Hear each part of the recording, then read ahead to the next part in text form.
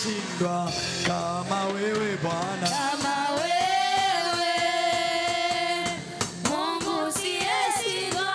Kama wewe Bwana. Kama wewe Mungu asiyeshindwa. Kama wewe Bwana. Kama wewe Yesu Mungu asiyeshindwa. Kama wewe Mungu asiyeshindwa. kama wewe Bwana. Kama wewe Mungu asiyeshindwa. Bwana. Kama wewe Mungu asiyeshindwa. Yesu ewe Mungu asiyeshindwa kama wewe Bwana. Kama wewe Mungu asiyeshindwa. Kama wewe Mungu asiyeshindwa. Jeriko, Jeriko, Jeriko, imeanguka. Jeriko, Jeriko, Jeriko, imeanguka. Jeriko, Jeriko, Jeriko, imeanguka. Jeriko, Jeriko, Jeriko, imeanguka. Ngome zimeanguka. Bwana Yesu amenitetea. Ngome zimeanguka. Hizo ngome za Shetani amenitetea. Hizo ngome zimeanguka. Hizo ngome za mapepo amenitetea. Hizo ngome zimeanguka. Hizo ngome za wachawi amenitetea. Jeriko, Jeriko, ngome zimeanguka. Ongeza makofi na vigelegele kwa Yesu. Ongeza makofi na vigelegele kwa Yesu. Haleluya, haleluya, haleluya. Ongeza magelegele na makofi kwa Yesu. Amen. Haleluya. Amen.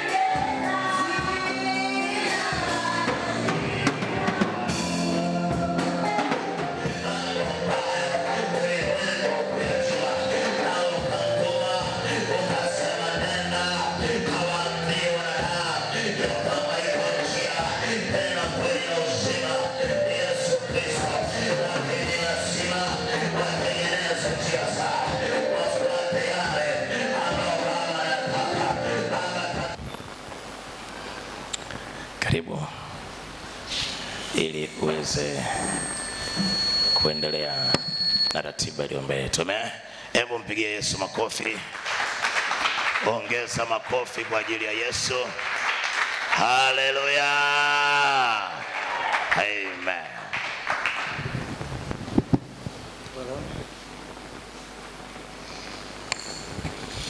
Voilà, on peut s'élever. Ndio, tunashukuru. Tunaweza simama sasa.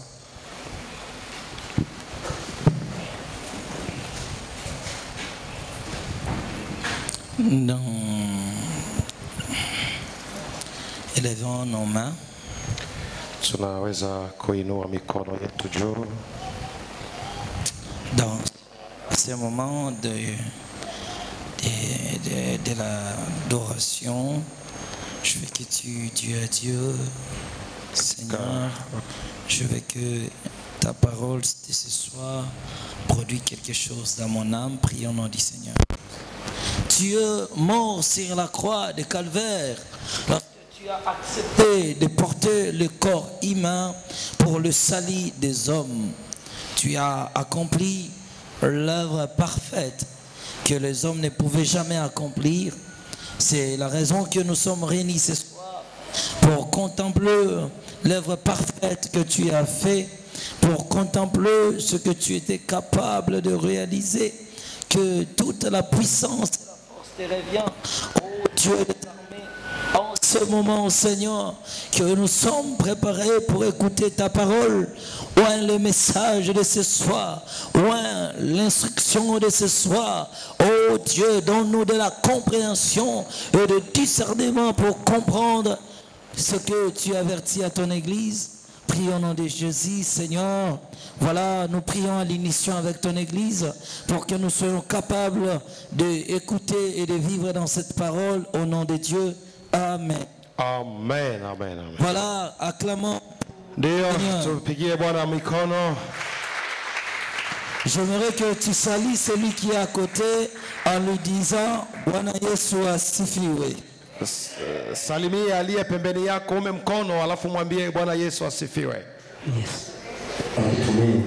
Hier, je vous ai parlé Jana niliwaambia de lorsqu'on avait quitté la terre, tulipotoka duniani, c'est-à-dire nous étions dans l'espace avec le Seigneur. na maana tulikuwa angani na Bwana. Après, le Seigneur me dira maintenant d'aller dans les séjours des morts. Baadaye Bwana akaniambia twende kuzimu. La main de tous ceux qui meurent dans les péchés. Wanapokaa wale watu wanaokufa katika Je vous ai dit, Kwenye mlima et qu'on regardait sur la terre, na tulipokuwa tunatazama chini on duniani, voyait des sortes des entonnoirs. tuliona aina ya fano, Oui, des sortes des entonnoirs aina ya fano qui tournaient de tout le coin de la terre. ambazo zilikuwa zinazunguka pembe zote za dunia. Ils se rejoignaient et formaient un grand Zilikuwa entonnoir. zinakutana zinafanya fano kubwa. Et après, une voix sortait de l'intérieur de l'entonnoir Baadaye sauti moja ikatoka ndani ya fano moja qui disait livraison. ambayo ilikuwa inasema wakati wa kutoa, Et c'est comme ça que des milliers d'âmes tombaient à l'intérieur. na ni vile mamilioni ya nafsi zikawa zinaangushwa C'est comme ndani, ça que beaucoup de gens tombaient à na l'intérieur. ni vile watu wengi wakaanguka Et le ndani. Seigneur m'avait dit, si 3 personnes seulement vont au ciel, Na Bwana akaniambia ikiwa watu watatu wanaenda des mbinguni, milliers de personnes vont à la perdition. ina maana mamilioni wamepotea. Le nombre de ceux qui périssent sont plus nombreux que le nombre de gens qui sont sauvés. Hesabu ya wanaopotea ni kubwa kuliko wale wanaookolewa, Le monde entier va à la perdition, que peu de gens sont sauvés. kwamba dunia nzima inapotea na wachache Je vous ai wanaokolewa. parlé lorsque nous sommes entrés dans cet entonnoir. Niliwaambia tulipoingia katika hiyo fano, Et qu'au milieu de cette tunnel, on avait rencontré beaucoup de démons qui étaient enchaînés tout autour de na l'entonnoir. kwamba katikati ya ile fano tulikuta mapepo mengi yalikuwa yamefungwa, Mais qui essayaient aussi de nous toucher, ambayo mais yalikuwa ne yanajaribu pia pouvant kutugusa, pas lakini parvenir. hazikuweza kutugusa, Parce que c'était la présence du Seigneur, parce que j'étais accompagné avec lui pour faire cette expérience. sababu ilikuwa uwepo wa Bwana, nilikuwa naye katika kazi hiyo. Je vous ai parlé que lorsque nous fîmes maintenant sur le bout de cet entonnoir, Na nikawaeleza tulipofika sasa mwisho wa hiyo fano, et que nous nous sommes retrouvés dans une terre inconnue. na tukajikuta tuko katika nchi mpya. Et je vous ai dit aussi, lorsque nous avons vu les âmes au fil d'attente, Na niliwaambia pia tulipoona zile nafsi kwenye msululu, j'avais dit comment ces âmes étaient couvertes des asticots. niliona jinsi gani zile nafsi zilikuwa na funza, Leur corps était pourri. miili yao ilikuwa imehoza Et des asticots se promenaient dans leur na corps. funza zilikuwa zinatembea katika miili yao. Il dégageait une odeur nauséabonde. Walikuwa wanatoa harufu mbaya Cet sana. endroit était en réalité l'odeur de mort. Bila shaka ilikuwa ni harufu ya watu Les gens waliokufa, qui ont péché sur la terre, watu waliofanya dhambi et duniani, leurs âmes ont été envoyées au lieu du tourment. na nafsi zao zikatupwa huko kuzimu. C'était le tas de pécheurs Ilikuwa ni wakati qui watu ont wafanya commis le dhambi péché avec leur corps. waliofanya dhambi na miili Et yao. le Seigneur dit, le corps portera l'iniquité. Na Bwana akaniambia kwamba mwili pia utabeba L'iniquité uovu, sera la pourriture. na uovu wake utakuwa kuoza. Et je vous ai dit aussi, lorsque nous sommes arrivés devant, Na nilieleza tulipofika mbele comment ce démon Michael faisait appel aux gens maintenant qui devaient aller dans leur lieu de tourment. nikaeleza jinsi gani ule pepo Mikaeli alikuwa anaita watu mmoja mmoja na Il y kumwonyesha avait à makosa côté yake. un poste téléviseur pour la projection des images, kulikuwa television kwa ajili ya kuonyesha où picha, on projetait les images des actes que ces hommes ont commis sur la terre. ili kuonyesha picha ya mazito ambao watu wale walifanya Je duniani. vous ai dit même de la femme je me suis limité à la femme qui a utilisé le chaudron d'autrui où son homme était envoyé en enfer. Niliwaambia hata kuhusu mwanamke aliyetumia mkaa wa watu bila kuomba akaenda kuzimu. Et sa punition était parce qu'il a utilisé les choses, les biens d'autrui, sans demander la permission du propriétaire. Na akahukumiwa kwa sababu hiyo, kutumia vitu vya watu bila kuomba ruhusa kwa mwenye vitu. Et c'était comme ça. Na ilikuwa hivyo. La femme là a dit passer. Yule mwanamke alipita. Et chaque fois qu'une condamnation était proclamée, Na kila wakati hukumu ilikuwa ikitolewa, et que l'acte criminel était projeté, na ile tendo kosa ilikuwa ikionyeshwa, la personne qui a subi la sentence, le démon venait le prendre par force et le partait avec lui pour le jeter dans sa prison de yule mtu souffrance. aliyehukumiwa, pepo zilikuwa zinakuja zinamshika kwa nguvu na kumbeba kumtupa huko. Et après que cette femme a dit passer, Na baada ya huyo mwanamke kupita, je vous ai parlé aussi de la jeune fille par qui sa sœur vendait des saucisses. na niliwaambia pia kuhusu yule binti mdogo ambaye dada yake alikuwa anauzisha zile sausage. Mais écoutez maintenant dans la continuité. Sasa nataka niendelee. Après eux, Baadaye c'était le tour d'un jeune garçon. baadaye akaitwa kijana. La condamnation de ce jeune garçon fut projetée à l'écran. Huyu kijana mvulana hukumu yake ikapelekwa kwenye television. Et sa condamnation était quoi? Kwa nini alihukumiwa yeye? Ils sont nés d'une famille de 4 personnes, Wao walizaliwa watu wanne kwao, ayant un père et une mère. baba mmoja, mama mmoja. Ces deux sœurs allaient, ces sœurs ainsi que l'un de ses frères allaient à l'école le matin. Dada zake wawili na kaka yake mmoja walikuwa wakienda shuleni asubuhi, Et lui allait les après-midi. na yeye alikuwa anaenda shuleni jioni.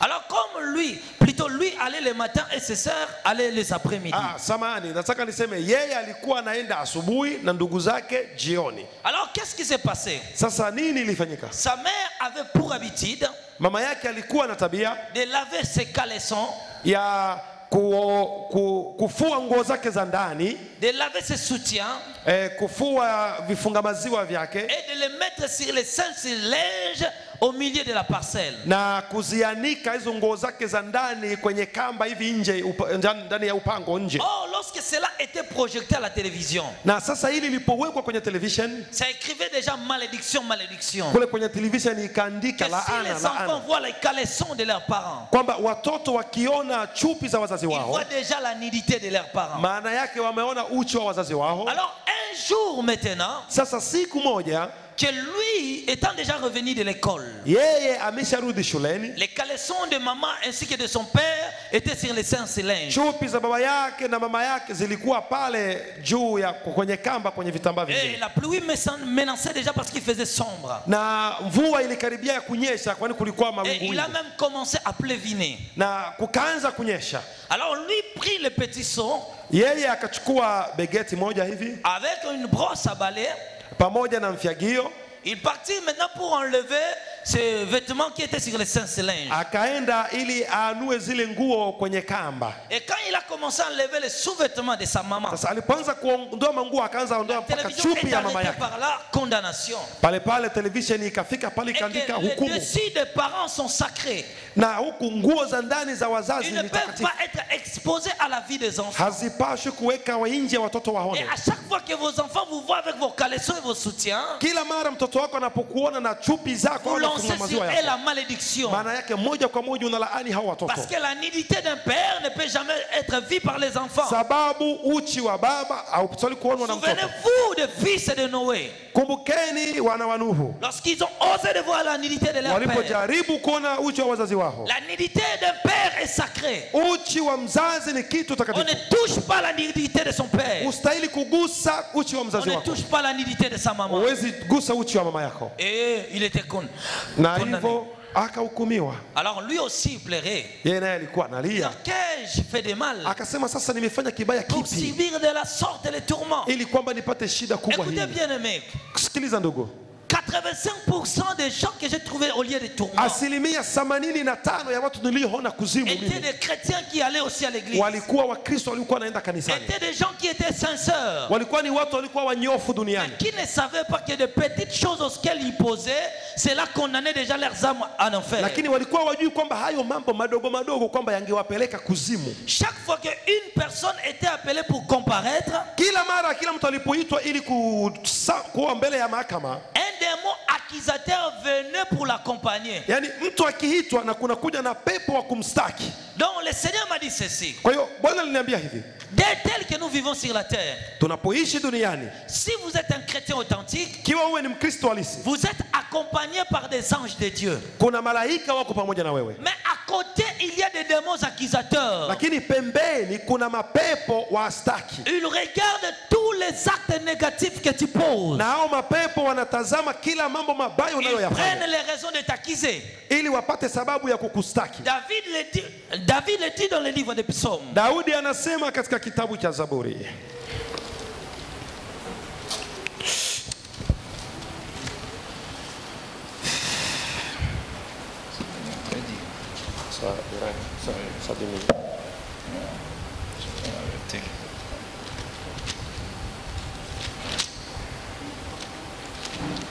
Voilà. Placez-les sous l'autorité des méchants. Voilà. Je pense bientôt trouver ces versets. Mais pendant que je suis à la recherche du verset, je parle déjà. ni natafuta hii vesi lakini madamu ninaitafuta. Psaume chapitre 109, Zaburi 109 verset 6. na mstari wa 6. Placez-les sous l'autorité d'un méchant.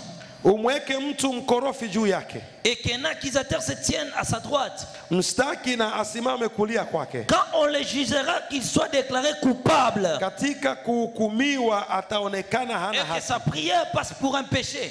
na maombi yake imekuwa kama dhambi. Donc chaque fois qu'un homme vit sur la terre, Yaani mtu anapoishi duniani il y a des démons observateurs kuna mapepo yanayokuchunguza, qui te regardent seulement, yanakuchunguza tu, qui veulent te voir chrétien faire des choses qui n'est pas de Dieu. ambayo yanataka yaone Mkristo unafanya mambo yasiyokuwa ya Ils Mungu, prennent raison de l'accusation. na wanapata sababu ya kukustaki. Donc chaque âme qui comparaissait Ina maana kila nafsi iliyokuja kwenye mbele ya était mashtaka accompagnée par un démon accusateur. ilikuwa na pepo ya kumstaki, Car il y a des démons envoyés sur la terre qui portent ton nom, sababu kuna mapepo imetumwa duniani yana jina lako, qui ont pour mission de te suivre jusqu'à ta mort. ambayo yana wajibu wa kukufuata hadi utakapokufariki. Après que le jeune homme était passé, Baadaye ya kule kijana akapita, il fit le tour de notre personne. nikaona mtu mwingine anaitwa. Et lorsque lui arriva, Yeye alipofika il y avait une lame de rasoir alikuwa na wembe, qui le déchirait sur sa hanche. wembe ambayo ilikuwa imemkata katika kiuno chake, Wembe qui criait justice, justice, justice. na huo wembe ulikuwa unalia haki itendeke, haki itendeke.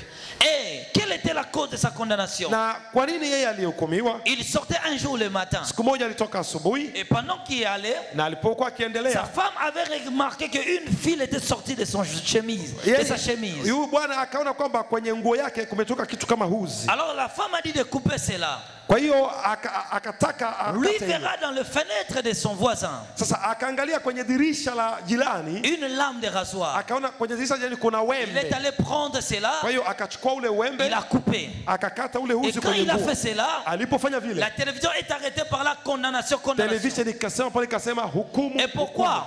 Kwa nini? Parce qu'il a utilisé les propriétés d'autrui sans demander Kwa la sababu permission. alitumia wembe wa jirani bila kuomba jirani À ruhusa. ce moment-là, j'ai commencé à pleurer. Wakati ule binafsi nikaanza Le lia. Seigneur Jésus commençait à pleurer. Bwana Yesu mwenyewe akaanza Il lia. dit, je dis Seigneur, mais ça, c'est au-delà de la raison des hommes. Nikasema Bwana, lakini sasa hii mbona inapita hata akili za watu? Il me dit, c'est déjà trop tard. Il pouvait seulement se repentir. Kama angetengeneza angali Mais duniani après sawa. lui, il fit le tour d'une femme. Baada yeye akaja mwanamke mwingine. La femme avait 7 sexes des hommes collés dans son corps. Yule mwanamke alikuwa na jinsia 7 za wanaume zinagandaganda kwenye mwili wake. Et ces sexes-là criaient justice, justice, justice. Na zile jinsia za wanaume kwenye mwili zilikuwa zinalialia haki ifanyike, haki ifanyike. La condamnation de cette femme était quoi? Yule mwanamke alihukumiwa vipi? Elle a eu des rapports sexuels avec les hommes avant le mariage. Yeye alitembea na wanaume kabla ya yeye kuolewa. Si une femme qui n'est pas mariée Mwanamke ambaye hajaolewa fait la cour avec un homme, akifanya mapenzi na les mwanamume, deux, la Bible dit, deviendront un seul chair. Biblia inasema moja kwa moja mtakuwa mwili mmoja. Ils forment une seule chair, Mnafanya mwili mmoja, une seule personne. mtu mmoja.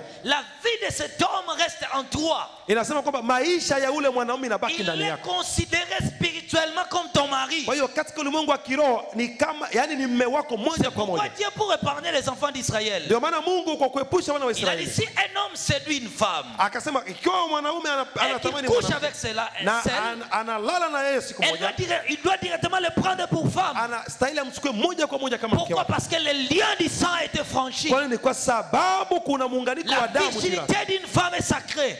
Ubikira wa binti ni kitu Lorsqu'un takatifu. homme le traverse, Mtu yote akimaliza le ubikira wa sang binti, coule de la femme. kwamba kuna damu inatoka. L'alliance est traitée entre les deux Ina maana personnes. kati ya huyo mwanaume na huyo mwanamke wamefanya La agano. vie de la femme deviendra la vie de l'homme. Kwa hiyo maisha ya yule binti inakuwa maisha ya Les mwanaume. démons qui combattaient cette femme commenceront à combattre cet Mapepo homme. ilipiga yule mwanamke itapiga na huyo mwanaume Mais pia. le plus vilain dans cette histoire, Ila kibaya zaidi katika habari hii, lorsque tu couches avec une femme, unapolala na mwanamke, lorsque tu perds ta virginité, unapopoteza ubikira sans wako que la dot soit payée, na wewe haujapelekewa on ne samahani. touchera pas la dignité d'une femme. Jamani, msiguse wa binti Personne ne bikira, peut toucher la virginité d'une femme msiguse mabinti sans bikira, verser la dot. na wenda mtoe Il mahari. change le système de la destinée spirituelle de la femme. Yaani unapogusa hiyo binti bikira na kulala naye moja kwa moja unabadili Épouse aina le yake plan yote ya de maisha destin de ya Dieu. kiroho. Unaharibu hata mpango wote wa La Mungu kwake. virginité est sacrée. Ubikira ni kitu takatifu mbele za Écoutez Mungu. bien aimé, je te dirai ceci. Sikiliza ndugu, nakwambia Le péché des rapports sexuels zambi ya uzinzi au ya est ngono, plus dur, puni que le crime de tuer un homme. hiyo ni zambi na hukumu kubwa duniani kuliko kuua hata mtu. La virginité est sacrée. Ubikira ni kitu Et que takatifu. lorsqu'un homme la profane, Mtu anapoharibu ubikira il touche le trône de Dieu.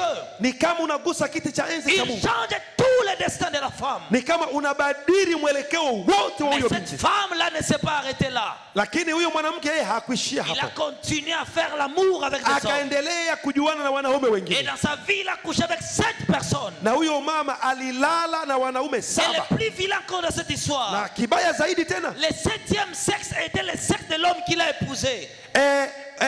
yani tuseme uume wa tano ilikuwa wa ule mwanaume Mais aliyemuoa, puisqu'elle a eu des rapports avant le mariage, kwa vile alifanya ngono kabla c'est hajaolewa, pourquoi son âme était envoyée en enfer. ndio maana nafsi yake ilienda kuzimu. Que tous ceux qui ont des rapports avant le mariage, Wote mliofanya ngono kabla ya kuolewa, toutes les filles qui ont été sucées de seins par des hommes, wote wanawake ambao mliguswa na tous wanaume ceux na qui ont été mjaolewa, embrassés par des hommes, wote mliopigwa, mliokumbatiwa na wanaume na la mjaolewa, porte du ciel est fermée. na kuambia mbinguni hautaingia, Ils doivent se repentir. unapaswa utengeneze. Actes des apôtres chapitre 17 verset Matendo ya 30. Mitume 17:30. Dieu s'est tenu compte de tant d'ignorance. Bwana hajali kutokujua kwako, Il nous appelle maintenant à se repentir. anakuita tengeneza. Tu as fait l'amour avec des hommes. Ulifanya mapenzi na Tu as wanaume, fait l'amour avec des femmes. ulifanya mapenzi na wanawake, Repens-toi. tengeneza. La femme était condamnée. Yule mwanamke alihukumiwa, Son âme était envoyée au lieu du tourment. nafsi yake ikaenda kuzimu. Après, elle était passée. Baada ya yeye yule mwanamke akapita, Une autre femme était arrivée en son tour. mwanamke mwingine akafika. Sa condamnation en enfer était quoi? Nini? Kwa nini yeye alihukumiwa kuzimu? Elle faisait des rapports sexuels avec son mari pendant ses périodes menstruelles. Huyu mwanamke alihukumiwa kwa sababu alikuwa akijuana na mume wake wakati yuko kwenye mwezi. La Bible dit que les lits conjugaux soient exemptés de souillure. Biblia inasema na kitanda chenu kiwe safi. Si une femme est dans ses périodes menstruelles, Ikiwa mwanamke iko kwenye henzi, son mari ne peut pas la toucher. mume wake hastahili kumgusa. Le mari ne peut pas la toucher. Mume wake hastahili kumgusa. Même si vous portez les alliances. Hata kama mmefanya Même si ndoa. vous êtes unis. Hata kama mmevaa pete ya Même si ndoa. la dot a été payée. Hata kama mlilipa mahari. Mais lorsque l'homme te touche pendant tes périodes menstruelles, Lakini mume wako akikugusa wakati uko kwenye henzi, il se suit lui-même. anajiharibu na anaharibu kitanda chenu. À cause de ces actes-là, Kwa sababu ya kitendo hicho, Dieu a puni cette femme en enfer. niliona huyo mwanamke kuzimu anahukumiwa Son âme était envoyée au lieu du tourment. na nafsi yake ikatupwa kuzimu. Amen. Amen. Ah, ici il n'y aura pas des amen. Nafikiri Les autres, hapa pareil. hamtasema amina tena. Ah, qui te donnera l'amen, papa? Nani? Hakuna mtu hata amena moja eh? Papa, ne te soucie pas. Là, Sawa il faut basi. semblant. Msiseme hata amina basi msiseme amina. Mambo kama haya watu hataki kuyasikia. À ce moment-là, Wakati ule la femme était envoyée au lieu du tourment. ule mwanamke akapelekwa kuzimu. Quand vous êtes au moment de vos indispositions, Wakati mko katika ile hali yenu ya henzi, ne fais pas de l'amour avec ton homme. msifanye kitendo cha ndoa na mume wako Jamais. kamwe. La femme là était passée. Yule mwanamke akapita. Des milliers des âmes étaient envoyées. Mamilioni ya nafsi zilitupwa. Une autre personne était arrivée. Mtu mwingine nikaona anafika. Il était envoyé au lieu du tourment. Pourquoi? Kwa nini yeye huyu alihukumiwa na kwenda Il kuzimu? était à l'école. Alikuwa shuleni, Il faisait l'interro. alikuwa anafanya mtihani Et shuleni, l'ami qui était assis à côté na rafiki yake aliyekuwa pembeni mettait des réponses. alikuwa anaweka majibu, Et lui, comme il n'avait pas de réponse, na yeye kwa vile hakuwa na majibu il a commencé à tricher, akaanza kutazamia kwa à regarder mwenzake, les réponses là-bas kuangalia jibu za et mwenzake l'écrire. na anaziandika. À cause de la tricherie, Kwa sababu ya yuko kuangalia son majibu, âme était envoyée là-bas. huyo mtoto alienda kuzimu, Son âme était envoyée. nafsi yake ikatupwa. Une autre personne était encore son tour. Niliona mtu mwingine kule kuzimu. Quelle fut sa condamnation? Kwa nini yeye alihukumiwa? Quelle fut sa condamnation? Hukumu yake ilikuwa nini? Il regardait des films pornographiques avec son portable. Yeye alikuwa anatazama filamu za pornografia na simu yake. Il regardait des filles avec des soutiens et des caleçons dans son portable. Katika simu yake kulikuwa picha za mabinti wenye kuvaa tu kifunga maziwa na chupi. Ces images-là Hizo picha proclamaient la condamnation. zenyewe zikaanza sema hukumu, hukumu, hukumu. La chose qui l'a amené en enfer. Na kitu alichobeba kuzimu Un lieu de tourment pour toujours. ilikuwa hicho ndicho kilimbeba Là où il kuzimu, n'y a mahali plus pa de shida rédemption. ambapo hakuna tena wokovu, Il s'est perdu pour l'éternité. na akapata hiyo shida milele Pour avoir vu des actes ignobles. kwa sababu ya kutazama mambo yasiyostahili. Alors je ne peux pas rester là. Kwa hiyo mimi sikukaa pale Je sana, dois continuer cette expérience. nitaendelea. Des milliers de personnes passaient pour de diverses raisons de condamnation. Mamilioni ya watu yalipita na kila mtu alikuwa na sababu yake ya kuhukumiwa. Milliers des âmes étaient envoyées dans leurs tourments. Mamilioni ya nafsi ilitupwa kuzimu. Beaucoup des âmes tombaient dans les tourments. Milioni ya nafsi zikaanguka. Alors le Seigneur me disait qu'on devait continuer l'expérience pour aller voir maintenant les âmes qui étaient en enfer. Kwa hiyo Bwana akaniambia lazima tuendelee ili uone sasa hizo nafsi zenye kuwa Alors kuzimu. à cet endroit-là, il fit le tour d'un musicien gospel. Kwa hiyo wakati ule nikaona sasa mwanamuziki wa nyimbo za kwaya. Alors ce musicien gospel a commencé à dire, Huyo mwanamuziki nyimbo za kwaya akaanza sema, moi je ne peux pas me retrouver dans cet endroit. imekuwaje mimi sistahili kuwa hapa? Moi j'ai chanté pour Dieu.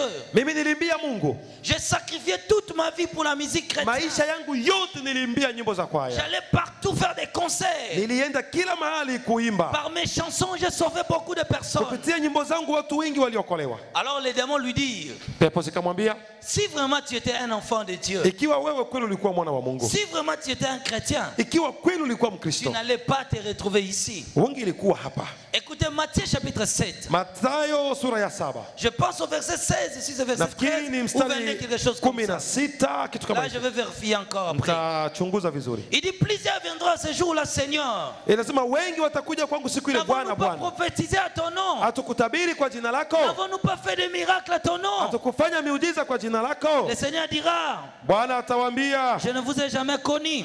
sijawajua kamwe. Matthieu chapitre 7, le verset 22. Ni Mathayo sura ya 7 mstari wa Il dit, 22. nous avons prophétisé. Watasema, alisema Nous avons fait tulitabiri, des miracles. tulifanya miujiza, Mais il leur dit, lakini atawaambia je ne vous ai jamais connu. sikuwajua kamwe. Que ton travail pour l'œuvre de Dieu ne passe pas inutile. Wacha kazi yetu hii kwa ajili ya Mungu isiwe isiyokuwa Les na faida. démons reconnaissèrent et lui disent que ici les chrétiens n'arrivent pas. Mapepo yenyewe yakamwambia hapa Parce Mkristo qu'ils savent hafiki, qu'un chrétien, c'est celui qui vit en Christ. sababu wanajua Mkristo ni yule anayeishi ndani ya Kristo. Un chrétien n'est pas celui qui sert le Seigneur à l'église, qui modère, qui prie, qui chante. Mkristo sio tu sababu unaimba kanisani, unahubiri na unafanya mambo kadha wa kadha. Et lorsque le démon Michael a projeté la vie de ces derniers, Na wakati yule pepo Mikaeli alipoweka maisha ya yule kwenye je televisheni, vous dis que c'était des actes ignobles. nawaambia yalikuwa mambo ya C'était ajabu. des actes ignobles qui étaient exposés. Mambo ya ajabu yalionekana pale, Des actes qu'on ne peut pas accepter. mambo ambayo huwezi kubali. Alors il resta bouche bée. Yule mwanamuziki akabakia kinywa Je vous wazi. dis, dans cet endroit, toute âme est humiliée. Nikaona pale nafsi zote Toute âme zinadharaulika, est humiliée. nafsi zote À cause zinadharaulika pale des actes qu'ils ont commis sur la kwa terre. sababu ya mambo walioyafanya wakiwa Lorsque sa duniani. vie a été projetée, Maisha yake yalipoonyeshewa il kwenye ne savait televisheni, quoi dire. hakujua hata la kuongea, Il garda silence. akakaa kimya. Alors les démons lui dirent, Mapepo yakamwambia, vu que tu as fait la résistance, kwa jinsi umejaribu il y kugangana. avait un conteneur qui contenait des lézards sauvages. Pale pembeni kulikuwa kontena ambayo ilikuwa imejaa Lézards. lezar, nishaiona lezar, kengewa nafikiri, sijui lezar iko kama vile mamba, sasa kale kadogo kenge. Kulikuwa kontena inajaa kenge. Alors il donnait l'ordre qu'il puisse le piquer. Kwa hiyo wale kenge walikuwa na uwezo wa kuuma, Et ces lézards ont commencé à le mordre. na zile kenge zikaanza Et muuma, la morsure qu'il causait na wale kenge walipouma était plus douloureux. walikuwa wanaumiza sana. Il poussait des cris atroces. Yule bwana alikuwa analia vibaya, Mais c'était trop tard. lakini hapakuwa tena Hébreux wakati. chapitre 9, le verset 27. Waebrania 9:17, Il est réservé aux hommes de mourir une seule fois. wanadamu wamewekewa kufa mara moja, Après cela vient le jugement. na baada ya kifo ni hukumu. Pense à ta vie après la mort.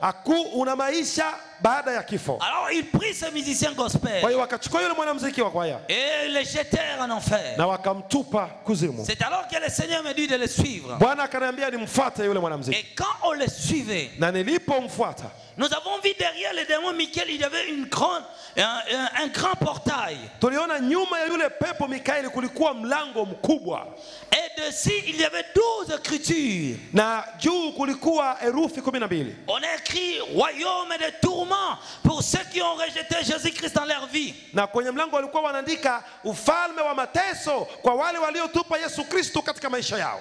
C'est ici la souffrance éternelle pour ceux qui n'ont pas voulu marcher d'après le principe du Christ. Ni hapa mateso ya milele kwa wale hawakutaka kutembea kulingana na kanuni za Kristo. Et c'était tellement nombreux qui étaient écrits. Na walikuwa wanaandika hivyo kwa herufi kubwa. Cette porte était tellement rouge. Na ule mlango ulikuwa mwekundu. C'était en réalité du feu qui avait changé son image. Na ni moto ndio ulibadili rangi ya mlango ule. Et la porte était dans un état délabreux. Na mlango ulikuwa katika hali si nzuri sana. Était comme rouillé.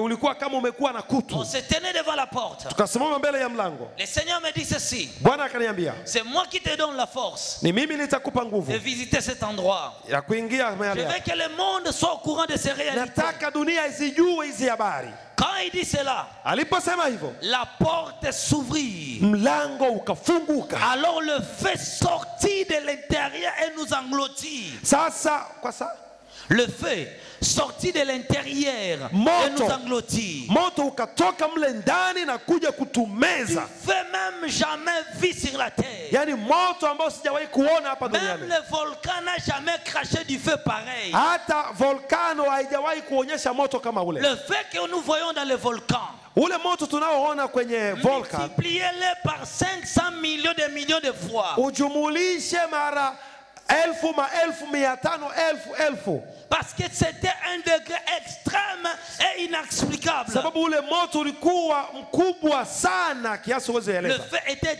dégagé de cette porte. Kwa hiyo moto ukatoka kutoka kwenye ule Et le mlango. feu là nous engloutit. Na ule moto ukatumeza. J'ai crié, non Seigneur, on va mourir. Nikaanza sema Bwana Je tutakufa. suis consumé par le feu. Ona moto utatunguza. Il me dit, je suis le feu de vos rangs. Akasema mimi ni moto C'est ulao. moi qui te donnerai la force Ni mimi nitakupa nguvu d'entrer dans ce lieu de ya tourment, kuingia katika sehemu mbaya. d'entrer au milieu du feu, Kuingia kwenye moto pour visiter cet endroit, ili uone eneo hili. dire aux habitants de la terre Uende uambie watu wa que ici duniani existe kwamba mahali hapa ce ni lieu kweli. est cruel, Kwamba mateso Ce lieu est pénible. mahali pa mateso, ce mahali lieu pa est shida, difficile. mahali mbaya.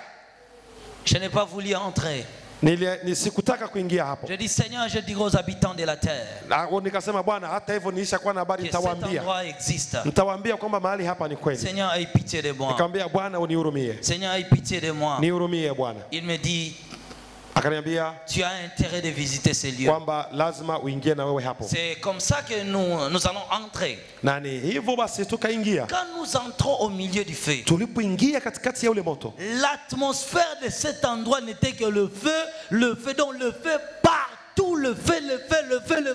Il n'y avait pas d'espace vide. yani hali ya hewa ya eneo lile ulikuwa ni moto, kila mahali moto, hapakuwa hata nafasi yenye kuwa wazi kidogo, kila nafasi moto. Et cet endroit dégageait l'odeur pourrie des âmes. Na palikuwa panatoka harufu ya vitu vilivyohoza. Alors nous avons commencé à descendre. Basi tukaanza kushuka. L'enfer est comme un abîme. Un abîme plutôt. Kuzimu ni kama sehemu ya moto mwingi Et hivi. chaque fois nous quittons le niveau que nous étions pour descendre dans un autre niveau. Na kila mara tulipokuwa tunatoka tunashuka mahali pengine. Et lorsqu'on descendait, Na tulipokuwa tunashuka, nous avons croisé les démons qui montaient. tulikuwa tunakutana na mapepo ambayo yanapanda juu. Et les démons là qui montaient Na yale mapepo yalikuwa yanapanda tenaient dans leurs mains des listes yalikuwa na mikononi mwako horoza le hii. nom des gens qui sont sur la terre. Horoza ya majina ya watu walio Et duniani. le Seigneur me dit ceci. Na Bwana akaniambia hivi, Ces démons hizi pepo sont envoyés sur la terre. hivi zinatumwa duniani, Ces démons sont envoyés sur la terre hizi pepo zimetumwa duniani pour aller combattre les habitants de la terre. ili kupiganisha wanadamu. Ils sont les démons qui sèment des divisions dans des foyers. Hizi ndizo pepo zinazoleta mchanganyiko katika ndoa. Ils sont des démons qui détruisent l'éducation des enfants, Hapa pia kuna pepo zinaharibu elimu ya watoto, qui sèment la haine, le rancœur dans les cœurs des hommes. pepo zinazoleta chuki na mawazo mabaya ndani ya mioyo ya watu. Ces démons-là montèrent sur la terre. Zile pepo nilizoona zinapanda zinakuja duniani Ils allaient à une vitesse de croisière. zilikuwa na spidi kubwa sana, Parce que ces démons-là savaient que l'heure est finie. sababu pepo zinajua muda wao Mais umekwisha. si toi tu penses que tu as encore du temps, Wewe kama unawaza bado una muda le mwingi, diable travaille durement. shetani anafanya kazi sana, Parce qu'il sait que l'heure n'est plus là. sababu anajua muda umeisha. L'Apocalypse chapitre 12, verset Apokalipse 12. Ufunuo 12 Malheur à la terre, inasema ole kwa car le dunia, diable est descendu vers vous, kwa sababu ule adui amekuja kwenu animé d'une grande colère. akiwa na hasira kubwa. La mission de Satan Kazi ya shetani est qu'aucun homme ne puisse hériter le royaume ni des cieux. kwamba mtu hata mmoja asipate ufalme wa C'est mbinguni. pourquoi il travaille dans les Ndio médias, maana anafanya kazi sana, il travaille dans les gouvernements, anafanya kazi katika serikali, il travaille par la société, anatumika kazi kupitia jamii, par l'environnement, anatumika kazi kupitia mazingira, pour essayer de captiver les âmes, ili kujaribu kushika nafsi. par des séries télévisées. Anatumika kupitia hata television, Tout cela pour captiver plus d'âmes, yote hayo ili kushika nafsi, afin de les amener au lieu du tourment. ili kwamba wote waende kuzimu. Alors on continue à descendre avec Basi les Seigneurs. tukaendelea kushuka, On continue à descendre. On tukashuka, continue à descendre. tukashuka, On continue à descendre. tukashuka. Lorsqu'on descendait de plus bas, Tulipokuwa tunashuka chini zaidi, je vis là-bas, ça faisait comme rouge. nikaona kule chini kama sasa wekundu mwingi, mwekundu mwekundu Et les kabisa. rouges là que je voyais, c'était en réalité des laves de feu. Na ule wekundu nilioona kusema kweli ulikuwa ni moto. Connaissez-vous des laves de volcan? Ulikuwa moto, yani maji ya moto kama volcano. Lorsqu'il sort du volcan, Wakati volcano inatoka, c'était en réalité des laves que je voyais là-bas. si mnafahamu volcano nafikiri? C'était en réalité des laves que je Yani voyais. ilikuwa kama hivi alivyokuwa naona kule Alors chini. lorsque nous sommes arrivés en bas, Kwa hiyo tulipofika kule chini, nous nous sommes retrouvés devant une mer de lave. tukajikuta mbele ya bahari ya moto kama wa volcano. La mer de lave là, Yani hiyo bahari ya moto, j'attendais au milieu des laves des sons des gens qui criaient, qui pleuraient. nilikuwa nasikia katikati ya ule moto sauti za watu wanalia, C'était la wanalalamika, lamentation de milliers de personnes mamilioni ya watu venues des quatre coins de la terre. wakitoka pembe nne za Les dunia. sons de leurs paroles perçaient mes oreilles. Sauti zao zilikuwa zinafika Je masikioni ne mwangu, savais pas où regarder. sikuwa najua wapi nitazame. Des laves là allaient dans les rochers. Ule moto ulikuwa unaingia kila Il sehemu, y avait des rochers qui crachaient encore du feu. na kulikuwa miamba ingine tena inatapika Le moto. spectacle était effrayable. Ile ndugu ilikuwa kitu cha Le feu kuofisha. était partout. Moto ulikuwa kila Le feu mahali, était partout. moto ulikuwa kila sehemu, J'étais perdu dans cet spectacle. mpaka mimi mwenyewe nikashangaa na kila lile jambo, Mais j'attendais les sons des gens qui na pleuraient. nilisikia sauti za watu wanalia. J'ai dit, Seigneur, Bwana, où sont les hommes? nikasema Bwana, watu wako Parce wapi? que j'entends les sons des hommes. Sababu nasikia sauti za watu, J'attends les gens pleureux. nasikia watu wanalia, Or, au-dessus des laves, na kule juu ya ule moto je voyais quelque chose comme des braises, nilikuwa naona kitu kama vile mkaa, comme des charbons, kama mkaa vile qui flottaient ambao dessus. ulikuwa unahelea juu. Vous savez, quand les braises est allumée, Mnajua kama mkaa umewaka, et plutôt nous l'allumons le soir. tunauwasha jioni. Lorsque vous regardez de plus loin, Ukiutazama kwa mbali, vous voyez des braises qui fait comme rouge, unaona mkaa huko kama mwekundu, parce qu'il est environné du feu. sababu umezungukwa na moto. Alors c'était des choses pareilles que je voyais au-dessus des laves. Kwa hiyo ni vitu kama vile niliona kama Et mkaa le wa Seigneur moto me juu dit là, ya. ce que tu vois là, Bwana akasema vile vitu unavyoona ce ne sont ni des charbons, sio makaa, ce sont des hommes. ni watu. J'ai dit non, l'homme ne peut pas être comme Nikasema ça. hapana Bwana, mtu hawezi kuwa vile. Il me dit c'est l'homme. Akasema wale ni watu. Et lisez dans le livre d'Ésaïe. Tusome katika kitabu cha Isaya Ésaïe chapitre 33. sura 33.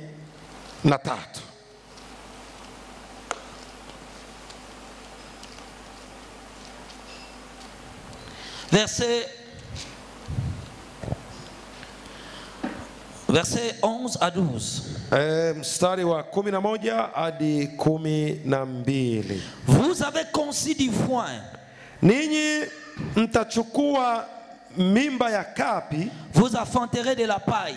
mtazaa majani makavu. Votre souffle sera un feu qui vous consumera. Pumzi yenu ni moto Le utakaowateketeza wenyewe. peuple seront des fournaises et des chaux, Nao mataifa watakuwa kama kuchomwa chokaa, des épines coupées qui brûlent dans le feu. kama miiba iliyo katika iteketezwayo motoni. Allez maintenant dans le chapitre 47. Twende Isaya tu 47, La Bible dit ceci. verset 47, Chapitre 47, verset 14. verset combien? 14. 14. Mstari wa 14.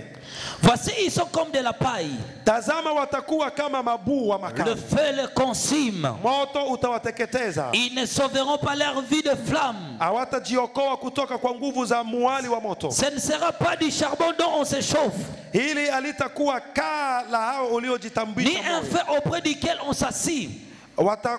Watakuota ndivyo itakavyokuwa mambo yao La Bible dit ulivyowataabisha que les nayo wao. hommes là sont comme de la paille. Biblia inasema wale watu watakuwa kama mkaa Le feu les consume. na moto ukiwaunguza. Quand j'ai regardé l'état de ces gens-là, Nilipoangalia hali ya wale watu, ils étaient squelettiques. walikuwa kama skeleton, Et ces squelettiques-là étaient consumés par le feu. na ni ile mifupa yao ilikuwa inaungua na moto. Apocalypse chapitre 9, le verset 6. Ufunuo sura ya 9 mstari wa 6 Il dit qu'en ce jour-là, les hommes chercheront la mort. Akasema siku ile watu watatafuta kifo, ils ne les trouveront plus. hawatakiona. Il n'y avait plus de beauté.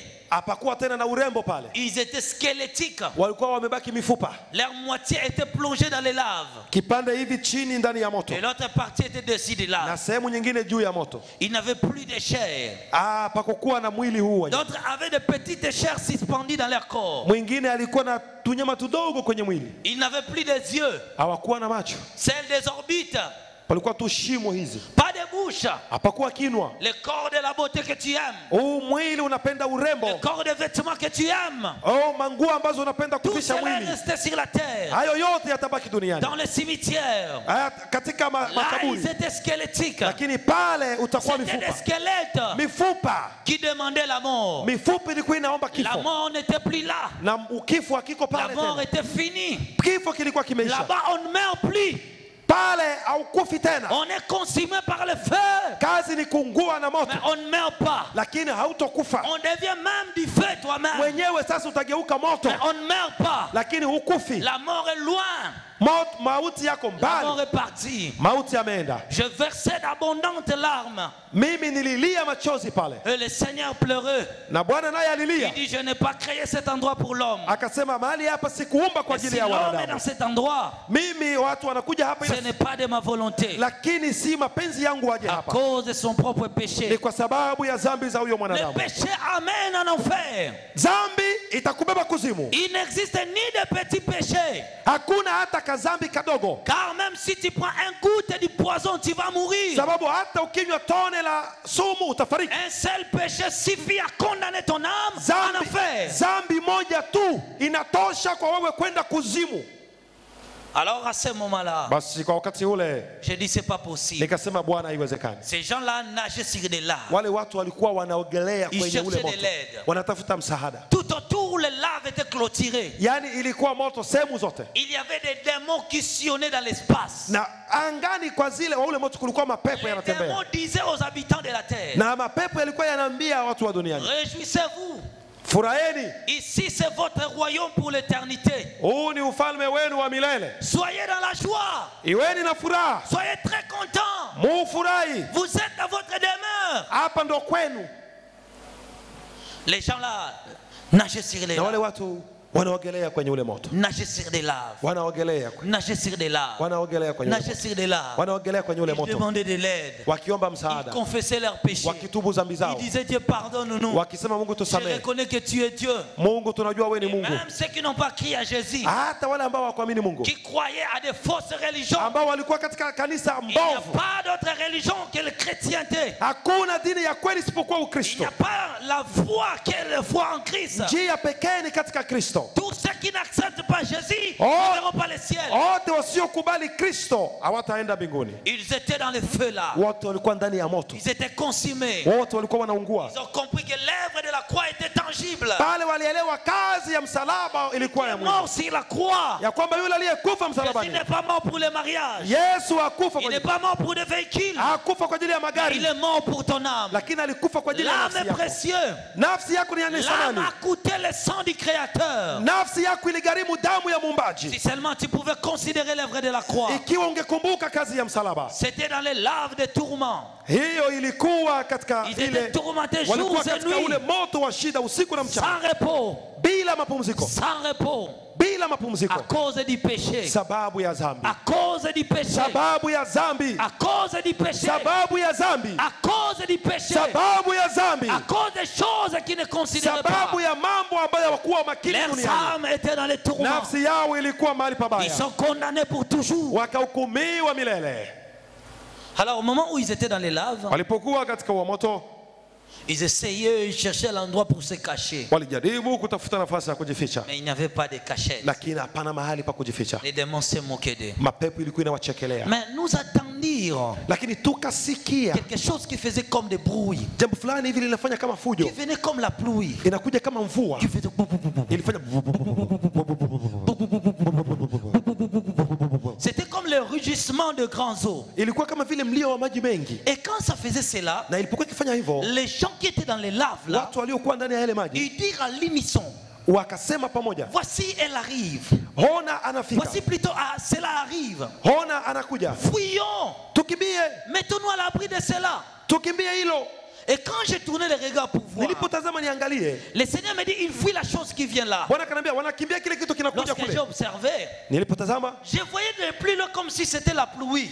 kwa mbali nikaona kama vile ni mvua. Mais je dis, Seigneur, ils sont dans les tourments. Nikasema Bwana, wako katika Est-ce qu'ils mateso. ne peuvent pas profiter de cette Na pluie-là? kule naona kama mvua, kwa nini wasikae hapo ili mvua Il me dit, ce iwasaidie? n'est pas la pluie. Bwana akaniambia sio mvua. Et lorsque cela venait, Na kile kilipokuja c'était le goutte de feu ilikuwa ni matone ya moto qui descendait comme la pluie. ambayo ilikuwa inanyesha kama mvua. David le dit aussi dans le psaume 100, psaume chapitre 11, le verset 6. Daudi alisema hilo katika kitabu cha Zaburi 11 mstari wa 6.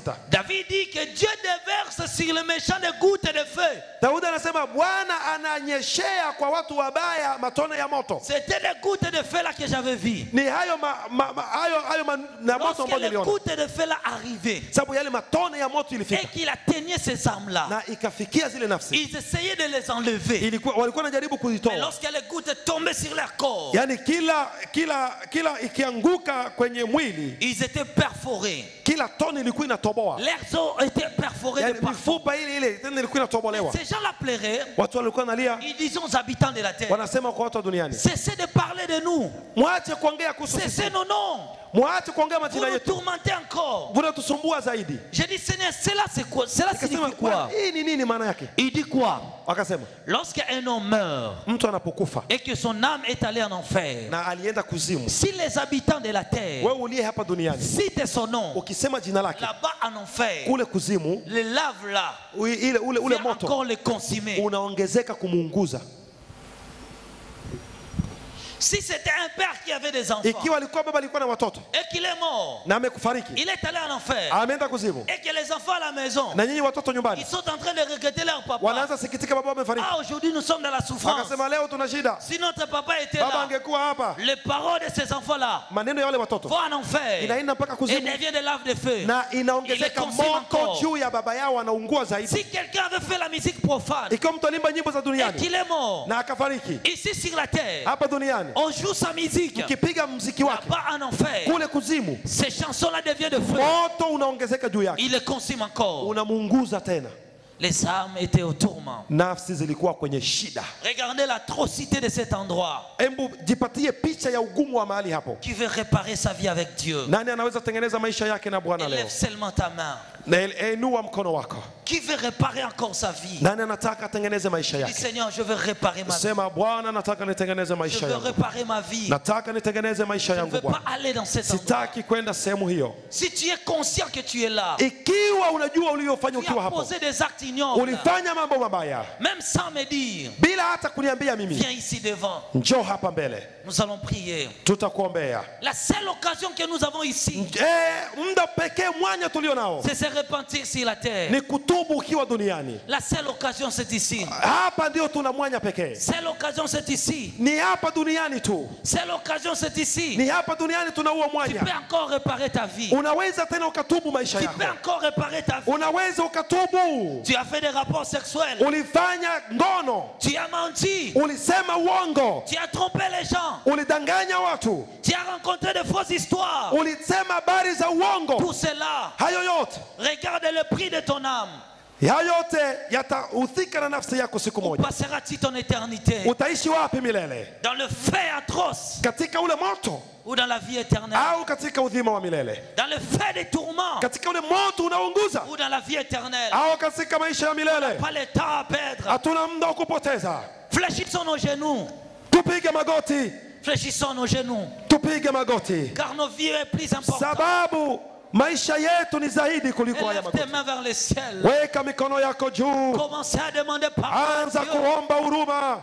Prions au nom de Jésus. Tuombe kwa jina la Oh Yesu. Seigneur Dieu, Oh, de me na pardonner kuomba unihurumie dhambi pour avoir zangu, rencontré de kwa fausses kufanya choses, mambo mabaya pour avoir Kristo, commis de kwa mal, kusema mambo pour avoir yasiyostahili, rencontré de fausses kwa histoires, kudanganya watu habari za pour avoir uongo, volé l'argent kwa d'autrui, kuiba pesa za pour avoir watu, couché avec des kwa femmes. kulala na wanawake. Yesu, Parlez, bien-aimé. ambia Je Bwana, ne fais que répéter ce que tu peux dire. na sitaki ujue Oh Dieu, utakachoongea. pardonne-moi. Omba Mungu Sois akusamehe. apaisé de moi. Bwana Je ne nisamehe, suis un pécheur. mimi ni mwenye dhambi. Soyez paissé de moi. Bwana, mimi huyu, Je suis un pécheur. mimi ni mwenye Où dhambi. passerai-je mon éternité? Nitapitisha wapi milele Où wangu? passerai-je mon éternité? Nitakuwa wapi Où mileleni? passerai-je mon éternité? Nitakuwa wapi Où mileleni? passerai-je mon Nitakuwa éternité? wapi mileleni? Yakabara baba. Oh, yo, yo, yo, yo, Reya yo, baba baba. yo, yo, yo, yo, Reya yo, baba yo, baba. yo, yo, yo. Reya baba baba. Hallelujah, hallelujah, hallelujah, hallelujah, Reya baba baba. hallelujah, Reya baba baba. hallelujah, Reya baba baba. Yondoro koto yotore bobo. Inarasaka mana yotore baba. Oh Yesu. Yesu, Oh Yesu. Yesu, Oh Yesu. Yesu, oh, Yesu Kristo, Nanimiko sala oh, eto ponayo. oh, Yesu, Yesu kambabo moi nangai solo nabanzela nayo. Yesu Kristo, Yesu Kristo, Tambwisa bomoi oh, nanga oh, nasalela yo. Yesu Kristo, Yesu Kristo, Yesu Kristo. Nazuya kateli Yesu Kristo, Yesu solo Kristo, Yesu Kristo, Yesu Kristo, Yesu Kristo, Yesu Kristo, Yesu Kristo. nandimi Hallelujah, kozala hallelujah, hallelujah. sembo ponayo. Hallelujah. Yesu kamba bomoi na ngai solo Sabe. nabanzela nayo. Tambwisa bomoi. Sote hatustahili mbele zako. Le mensonge était dans tes lèvres. Oh, Yesu. Le mensonge était dans ta bouche. Tu as Watu toka raconté katika de kinywa. fausses histoires.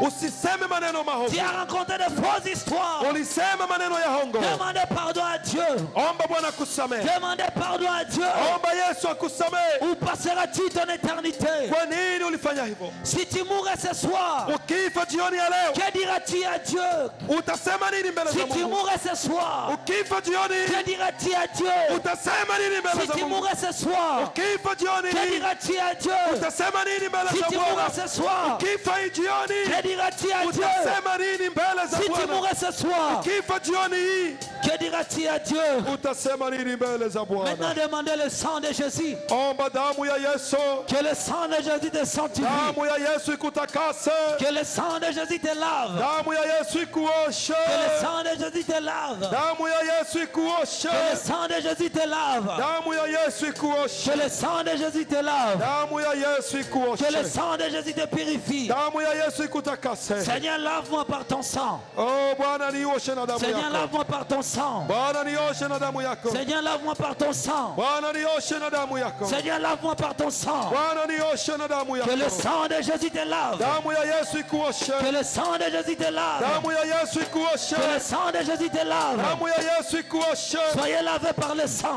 Mama ulosha. Soyez lavés par le sang. Oshiwe na damu. Soyez purifiés. Takaswe. Oh Jésus, Oh Yesu. lave-nous par ton sang. Uwaoshe kwa damu yako. Lave-nous par ton sang. Uwaoshe kwa damu yako. Écoutez, la Bible dit ceci. Sikiliza, Biblia inasema Avez-vous hivi. reçu l'Esprit?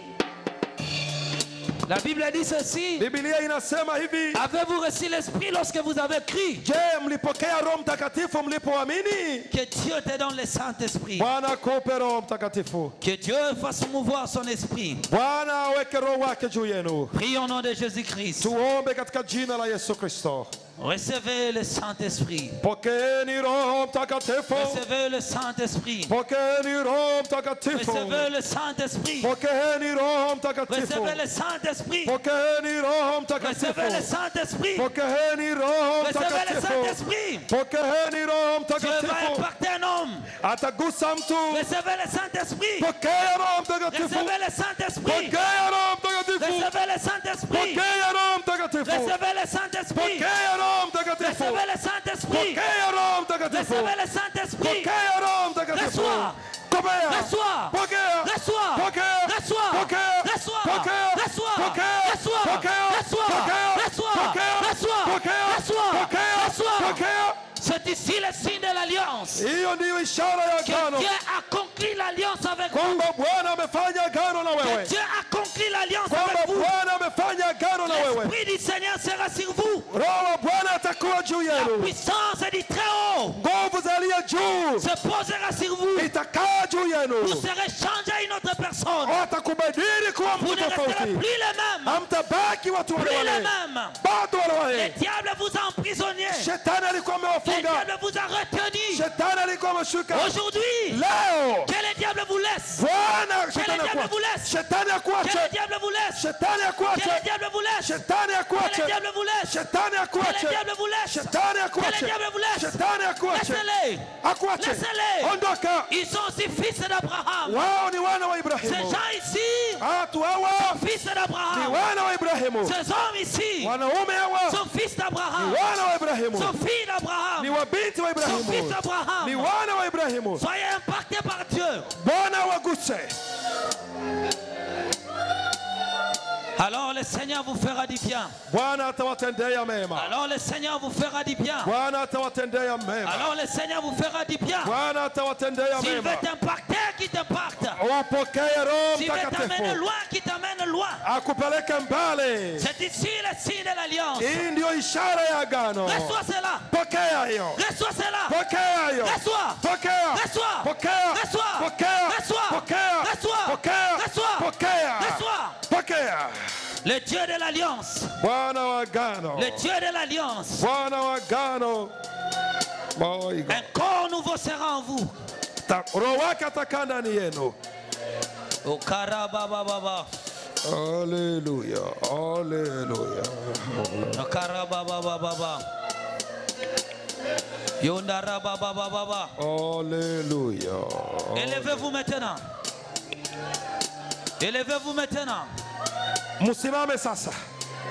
Élevez-vous maintenant. Simameni. Restez toujours ici. Mbaki hapa hapa. Ouvrez vos mains maintenant. Fungueni mikono yenu hivi. Dis Seigneur, entre dans ma vie. Sema Bwana, ingia katika maisha yangu. Seigneur, entre dans ma vie. Bwana, ingia katika maisha yangu. Seigneur, entre dans ma vie. Bwana, ingia katika maisha yangu. Seigneur, entre dans ma vie. Bwana, ingia katika maisha Lorsque yangu. le cœur est ouvert, Wakati moyo umefunguka, lorsque le cœur est disposé, wakati moyo uko tayari, Dieu ne manquera pas faire du bien. Bwana ataingia. Que Dieu approuve la sincérité de ton cœur. Bwana Que Dieu akubali uwazi approuve wa la moyo wako. sincérité de ton cœur. Bwana akubali uwazi wa moyo Je vis wako. ton cœur est ouvert. Bwana, ona roho yako iko Je wazi. vis ton cœur est ouvert. Naona roho yako iko wazi. Tu as senti l'agonie de ton péché. Umekubali uzito wa Que le dhambi Seigneur zako. te pardonne. Bwana kusamehe. Que le Seigneur te pardonne. Haleluya. Que le Haleluya. Seigneur te pardonne. Bwana kusamehe. Que le Seigneur te pardonne. Bwana kusamehe. Que le Seigneur ait pitié de toi. Bwana Que le kuhurumie. Seigneur te pardonne. Bwana kusamehe. Pourquoi le diable vous a retenu? Kwa nini shetani aliwashikilia? Pourquoi le diable vous a retenu? Kwa nini shetani aliwashikilia? Pourquoi Satan tu les as trompés? Kwa nini shetani uliwadanganya Qu'ils hawa? soient libres. Awe huru. Que Dieu approuve la sincérité de ton cœur. Bwana adhibitishe uwazi Que wa Dieu moyo approuve wako. la sincérité de ton Bwana cœur. adhibitishe uwazi wa moyo Que Dieu wako. approuve la sincérité de ton Bwana cœur. adhibitishe uwazi wa Que Dieu moyo approuve wako. la sincérité de ton Bwana cœur. adhibitishe uwazi wa Que Dieu moyo approuve wako. la sincérité de ton Bwana cœur. adhibitishe Le uwazi wa poids du moyo mal que wako. tu as ressenti, Hicho ambacho que umesikia, Dieu t'ouvre, Bwana akufungue. que Dieu ouvre, Bwana que afungue. Dieu approuve la sincérité de ton Bwana cœur, afungue uwazi wa moyo que wako. Dieu voit ton cœur, Bwana anaona roho puisque yako. tu es choqué Kwamba ulikuwa pour avoir umedhoofika, commis le mal. lakini Tu as senti en toi umesikia ndani le yako poids de l'iniquité. kwamba umetenda mabaya. Dieu te rencontre aujourd'hui. Bwana amekutana na wewe Dieu te leo. rencontre aujourd'hui. Bwana amekutana na wewe Dieu te leo. rencontre aujourd'hui. Bwana amekutana na Dieu te wewe leo. rencontre aujourd'hui. Bwana Qu'il amekutana na voit la wewe. sincérité du cœur. Nguvu za shetani Qu'il voit la sincérité du cœur. anaona wazi wa moyo wako. Le Seigneur va entrer ici. Bwana ataingia Le hapa. Seigneur va te changer. Bwana Le atakubadili. Seigneur créera en toi une nouvelle vie. Bwana ataweka maisha mapya ndani Enlève la yako. colère dans ton cœur. Ondoa hasira ndani ya moyo Ne sois wako plus colérique. na uwe nukta. Dieu est là. Bwana yuko hapa. Que Dieu te fasse du bien. Bwana akutendee mema. Tu es un grand homme de Dieu. Wewe ni mtu mkubwa wa Mungu. Va loin dans la vie. Nenda mbali katika Va loin maisha. de la vie. Mbali katika Que maisha. Dieu voit la sincérité de ton cœur. Bwana aone uwazi wa moyo Que wako. Dieu voit la sincérité de ton Bwana cœur. anaona uwazi wa moyo Que wako. Dieu voit la sincérité de ton Bwana cœur. aone uwazi wa moyo Que Dieu wako. voit la sincérité de ton Bwana cœur. aone uwazi wa moyo Que Dieu wako. voit la sincérité de ton Bwana cœur. aone uwazi wa moyo wako.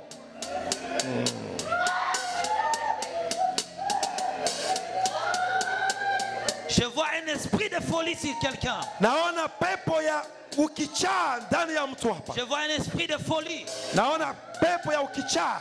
Cet homme allait devenir fou. Huyu angekuwa kichaa.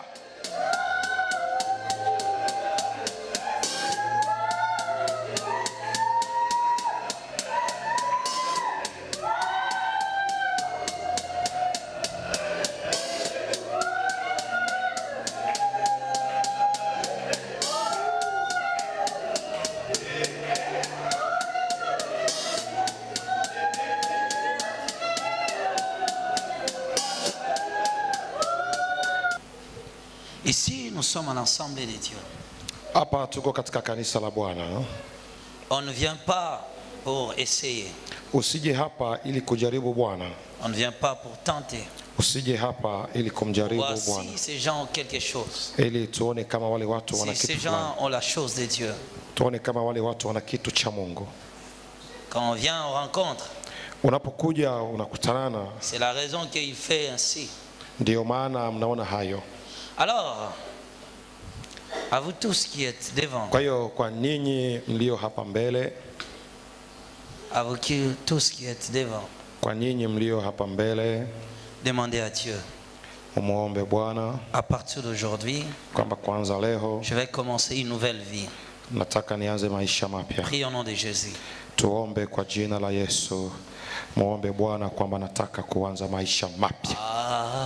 Alléluia. Oh, Yesu Kristo, Yesu Kristo.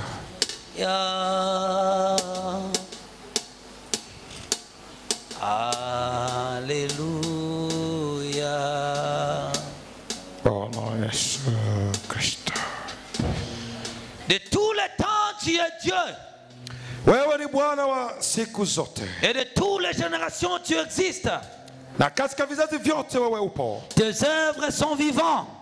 Na matendo yako yako hai. Et toutes les générations parlent de toi. Na vizazi vyote vinaongea juu yako. Ceux qui viennent essayer, rencontrent Dieu. Wale wanaokuja kujaribu Mungu Et quand watarudi il na aibu. rentre d'où il est venu, Na gisa alivyokuja lui-même dira que j'ai rencontré qu'il y avait un Dieu dans cet endroit. atasema nimekutana na Mungu aliye pale. Je déclare sur vous maintenant, Sasa nasema juu yako, dont le cœur est sincère, moyo wako uko wazi. à partir de ce jour, Kwanza leo commencez une nouvelle vie. anza maisha mapya. Commencez une nouvelle vie. Anza maisha mapya. Commencez une nouvelle vie. Anza maisha Commencez mapya. une nouvelle vie. Anza maisha Commencez une mapya. nouvelle vie. Anza maisha Commencez une mapya. nouvelle vie. Anza maisha Commencez une mapya. nouvelle vie. Anza maisha mapya. Pendant que je parle, Navyoongea je vois des couronnes naona taji descendre du ciel zinashuka toka et mbinguni. venir se poser sur vos têtes. Zinakaa juu ya vichwa vya watu. Le ciel est ouvert Mbingu ziko wazi. et Dieu envoie des Na couronnes Bwana ametuma taji pour couronner vos têtes. ili kuweka juu ya vichwa Tu vyenu. sentiras comme de la chaleur dans ta tête Utasikia kama joto katika à mwili wako cause de ces couronnes que Dieu pose. kwa ajili ya hiyo taji. Je vois ces couronnes passer le ciel. Naona hiyo taji inatoka Je mbinguni. le vois descendre sur la terre. Naona inashuka juu Je ya le vois kichwa. descendre encore. Naona Je inashuka le vois tena. descendre encore. Tena naona Je le inashuka. vois descendre Tena encore. naona Je le inashuka. vois sortir de la création. Naona inatoka Ce kwenye umbile. couronne-là est en train d'arriver. Hiyo Il se inakuja. posera sur la tête de chacun. Hiyo taji itakaa kwenye Il se kichwa cha kila posera sur la mmoja. tête de chacun. Itakaa kwenye kichwa cha Et kila tu mmoja. sentiras sur ta tête Itakaa kwenye kichwa que chako quelque chose est posé. na jambo fulani Le utasikia couronne limekaa. continue à descendre. Hiyo taji Le itashuka. couronne continue à Hiyo descendre. taji inaendelea Le kushuka. couronne continue à Hiyo descendre. taji inaendelea Le kushuka. couronne continue à Hiyo descendre. taji inaendelea Je kushuka. le vois entrer au sein de l'église. Ninaona inaingia. Et Dieu et les anges de Dieu Naona na malaika za le Bwana posent maintenant sur sur vos têtes. Wanaanza ziweka juu ya Le vichwa pose vyenu. maintenant sur vos têtes. Wanaanza ziweka juu ya Le vichwa pose vyenu. maintenant sur vos têtes. Wanaanza ziweka juu ya Le vichwa pose vyenu. maintenant sur vos Wanaanza têtes. ziweka juu ya vichwa Le vyenu. pose maintenant sur vos Wanaanza têtes. viweka juu ya vichwa C'est le vyenu. couronne de gloire. Ni taji ya utukufu. C'est le couronne de gloire Ni taji ya qui utukufu sont posés sur vous. ambayo inakaa juu yenu. Qui sont posés sur vous Ambayo inakaa juu yenu pour accompagner vos marches. ili iendelee na nyinyi katika mwendo wenu Pour wote. vous accompagner. Ili wasindikize. L'atmosphère dans cette église Hali katika kanisa hili est remplie de feu de Dieu. imeshajaa na moto wa Bwana. Aucun esprit du diable Hakuna roho wa shetani ne sera à l'œuvre dans cette église. hawezi tenda kazi katika À kanisa hili. partir de maintenant, Kuanza sasa, je le dis haut et fort. nasema kwa sauti Je le dis kubwa, haut et fort. nasema kwa sauti Je le dis kubwa, haut et fort. nasema kwa sauti L'esprit kubwa. de Dieu Roho wa Mungu commence son œuvre. ameanza kazi. L'esprit de Dieu Roho wa Bwana commence son œuvre. ameanza kazi L'esprit de yake. Dieu Roho wa Bwana commence son œuvre. ameanza Il kazi te yake. touche. Akuguse. Il te touche. Akuguse. Il te touche. Akuguse. Il te touche. Akuguse. Il te touche. Akuguse. Il te touche. Akuguse. Il te touche. Akuguse. Il te touche. Akuguse. Il te touche. Il te touche. Akuguse.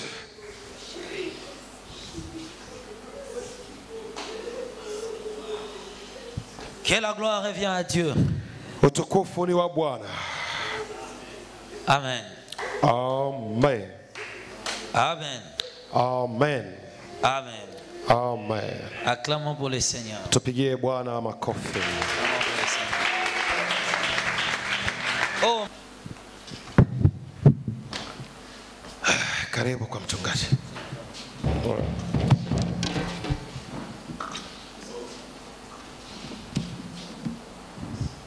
Bwana Yesu asifiwe. Kanisa, Bwana Yesu apewe sifa.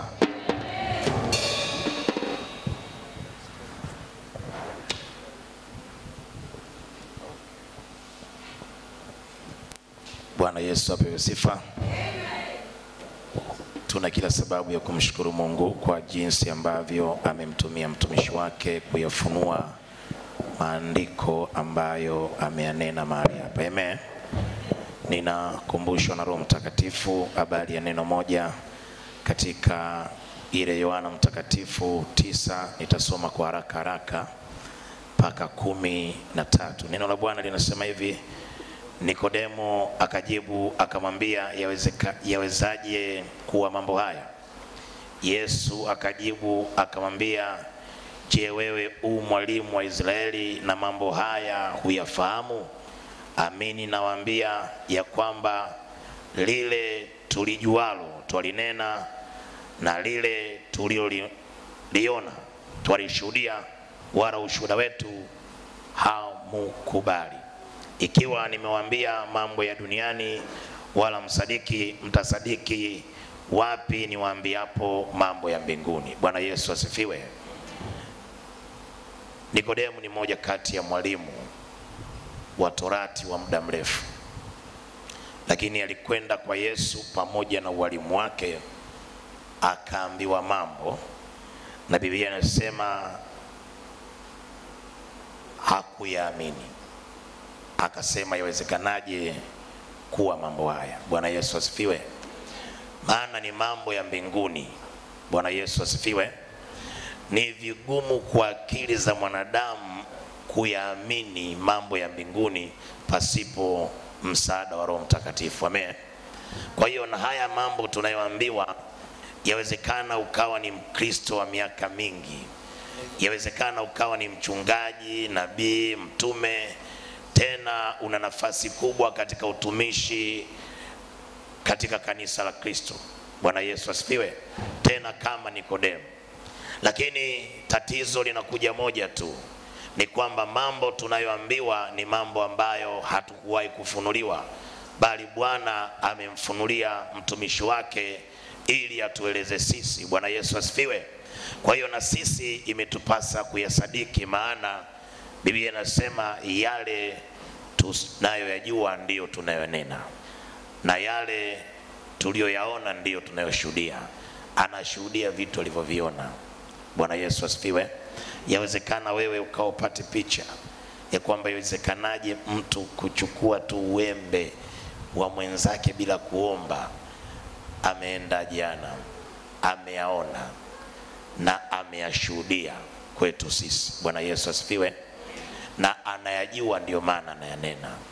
Kwa hiyo ni wakati wetu pia kuendelea kuhakikisha kwamba tunabadilisha maisha yetu.